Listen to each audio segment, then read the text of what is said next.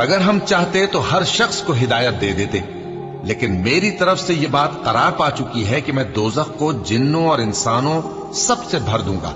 سو اب آگ کے مزے چکھو، اس لیے کہ تم نے اس دن کے آنے کو بھلا رکھا تھا۔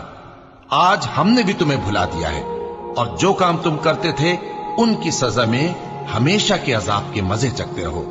ہماری آیتوں پر تو وہی لوگ ایمان لاتے ہیں کہ جب ان کو ان کے ذریعے نصیحت کی جاتی ہے تو سجدے میں گر پڑتے اور اپنے پروردگار کی تعریف کے ساتھ تسبیح کرتے ہیں اور غرور نہیں کرتے۔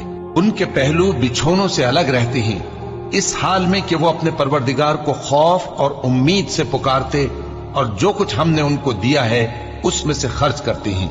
سو کوئی شخص نہیں جانتا کہ ان کے لیے کیسی آنکھوں کی ٹھنڈک چھپا کر رکھی گئی ہے، یہ ان اعمال کا صلہ ہے جو وہ کرتے تھے۔